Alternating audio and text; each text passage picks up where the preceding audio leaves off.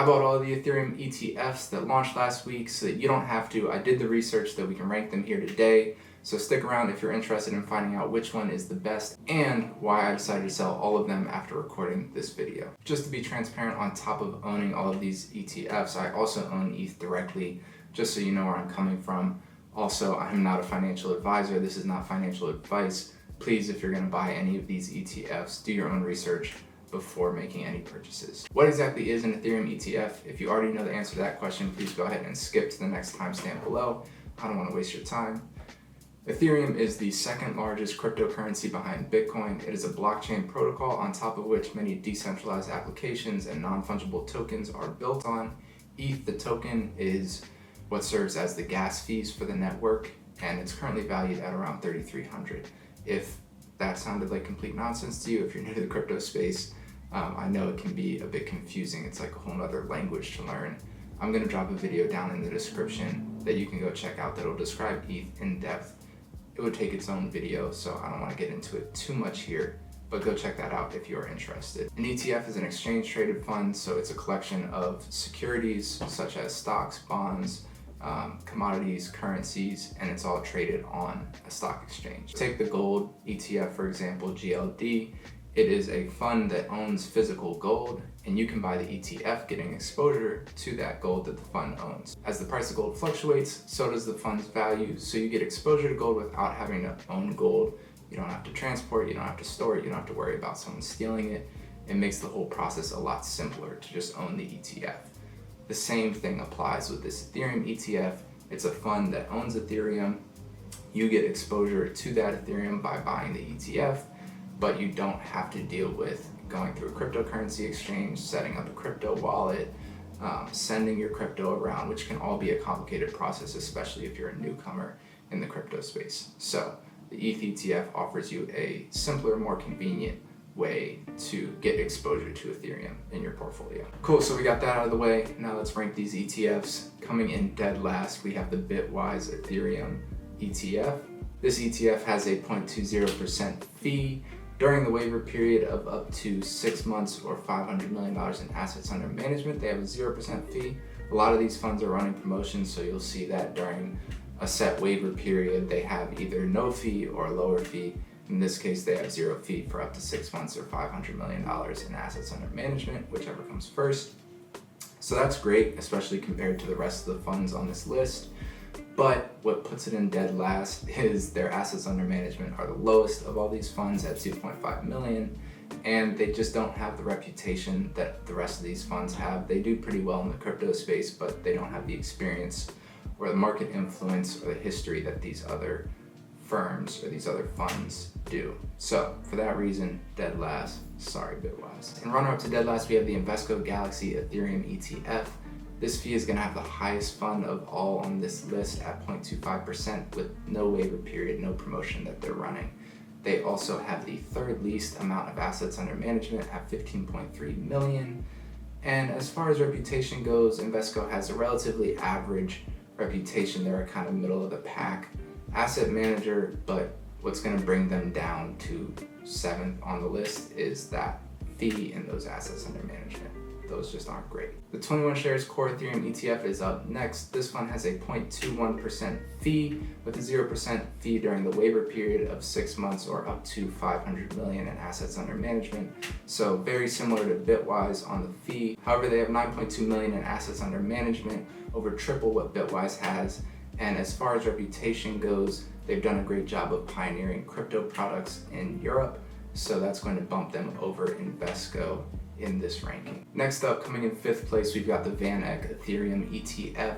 This ETF has a 0.2% fee, which is going to be on the lower end of the funds in this list, and they have a 0% fee during the waiver period of 12 months or up to 1.5 billion in assets under management. VanEck has 44.8 million in assets under management, but they just can't compete with the remaining firms on this list. They've had a few products fail in recent years. So as much as I like this fund on face value, you gotta be able to trust the issuer behind the fund, and I just don't fully trust VanEck. Coming in 4th place, we've got the Franklin Ethereum Trust. This fund has a 0.19% fee, which is great, and they have a 0% fee during the waiver period up until January 31st, 2025, or $10 billion in assets under management. This fund is still one of the smaller ones on the list at $25.1 million in assets under management. And as far as reputation goes, Franklin has a strong reputation in traditional finance and a growing presence in crypto. So for that reason, we are putting them at a respectable 4th on this list. Breaking the top 3 here, coming in 3rd place, we've got the Grayscale Ethereum Mini Trust. Grayscale takes the cake here for the lowest fee. However, there is a caveat here. The reason they have $1.1 billion in assets under management is because they transferred 10% of the Ethereum in a separate Ethereum fund that's been around a while longer, and they use that to fund this fund. So it doesn't necessarily reflect the public's interest in this fund accurately. Grayscale is also just too young of a company. They've only been around since 2013, and they're very heavily crypto focused. So for that reason, I just can't rank them any higher than 3rd place, despite their fees and assets under management being great. Which brings us to 2nd place. We've got the Fidelity Ethereum Fund. This fund has a 0.25% fee with a 0% fee during the waiver period until December 31st. That's going to be one of the higher fees, but we're talking about Fidelity. They've got $220 million in assets under management here. And as far as reputation goes, Fidelity is going to be one of the best and one of the largest asset managers in the world. So that's why you pay more to be with Fidelity. No complaints here. I think it's a great fund. I hate to do it because this is the easy choice, but sometimes the easy choice is the right choice. iShares Ethereum Trust by BlackRock is going to be taking gold here. They have a pretty high fee of 0.25%, but they've got $440 million in assets under management. And we're talking about BlackRock here. They are the #1 asset manager in the world. They own fucking everything. And if I was gonna go with one of these, I wanna put my money with the most trusted and the best financial advisor. That's gonna be BlackRock. But like I said at the beginning of the video, I'm gonna be selling all of these ETFs. It just doesn't make sense for me to own these, and it might not make sense for you to own any of these ETFs either. Let's take a look at the pros and cons so you can decide for yourself if it is right for you to buy one of these ETFs. As far as pros go, simplicity is going to be the biggest one for these ETFs. It's a lot simpler to just go into your brokerage and purchase one of these ETFs than it is going to be opening up an account with a crypto exchange, setting up a crypto wallet, learning how to purchase and send your crypto around. The ETFs are going to be a lot simpler. So if you don't know how to do any of that stuff, that's going to be a big pro. Next pro is going to be security. You don't have to worry about scammers. You don't have to worry about anyone trying to steal your crypto because you don't own any Ethereum. The fund owns the Ethereum. They have a lot more resources. They have custodians that are holding their crypto for them. So it's arguably safer than you storing your crypto yourself. And lastly, as far as pros go, these funds are going to have a lot more regulatory clarity than anything in the crypto markets. You're not going to run into an FTX sort of situation if you own one of these ETFs because there's a lot more scrutiny over these funds. As far as cons go, the fees are going to be the biggest downside of these ETFs. They're a lot more expensive to own than just owning Ethereum outright. When you purchase Ethereum directly, you have to pay a fee upon purchase, but after that, you don't have to pay any recurring management fees because you're the one managing them. So that's going to be the biggest downside of these ETFs. Next con is going to be ownership. You don't actually own the Ethereum if you own one of these ETFs. The only way to own Ethereum is to buy it directly. So if ownership is important to you, if you want to use the Ethereum network and transact on the Ethereum network, if you want to be able to send the Ethereum to friends, family, if you want to use it to purchase anything, or you just like to actually own it and have full control over the assets, then you're going to want to buy the ETH directly. The last con is going to be that these ETFs are only tradable during market hours. So unlike the crypto industry, which is 24/7, you can go on a crypto exchange and buy, sell, trade at any hour of the day as long as you have internet connection. That's not going to be the case with these ETFs. You're only going to be able to trade during market hours, which for me on the West Coast is going to be 9:30 to 4 p.m.